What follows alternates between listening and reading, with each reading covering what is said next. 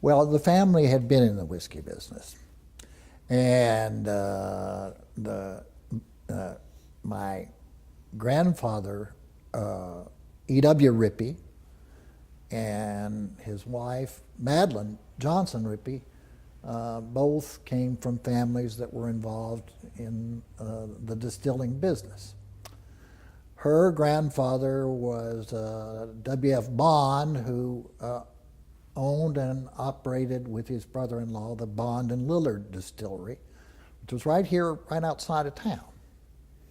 And from that part of the family, as well as from the Ripy side of the family, I learned a good deal of lore about the history of Anderson County prior to Prohibition. My great-grandmother, whose husband built this home and who at one time was supposedly the largest independent distiller in the world, was still living. And she outlived him by almost 50 years. So we used to come here every Christmas for Christmas dinner. And there was a bowl of eggnog on a table right behind where I'm sitting right now. My brother, who was 5 years younger than I, when he was about maybe 3 or 4, had his first taste of the family recipe because somebody left a cup of eggnog on the table that wasn't quite empty. And he came into the parlor where Mother was and had the cup in his hand, and he said it was really good juice.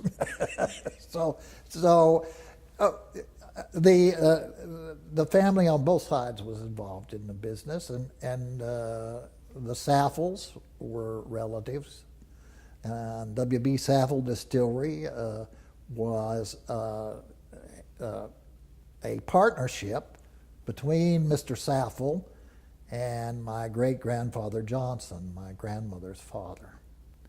So, I heard stories about the distilleries prior to Prohibition from the Saffel girls, the daughters of W.B. Saffel, who were still living there in the Saffel home, and from my grandfather, and from my great uncles who were involved in the distilling business as well.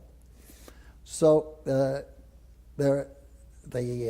family was involved even after Prohibition, and the tradition was carried on.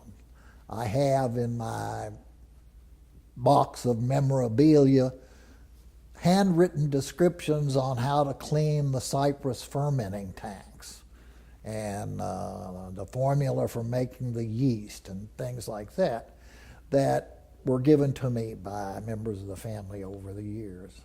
So it's always been a part of our life. And as I've retired, I had time to do some research on my own, which also has added to my knowledge of Anderson County and the history of bourbon here in Anderson County in particular.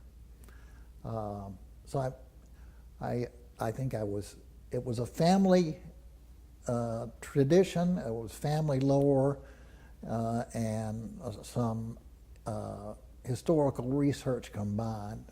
I have really enjoyed doing the study. I talked to the local history club not long ago about Mary Dowling, who lived across the street here. And we had a wonderful crowd of 50 or 60 people, and they all seemed to enjoy it. And I enjoy it. I have a good time. And the more I learn, the more surprises I find.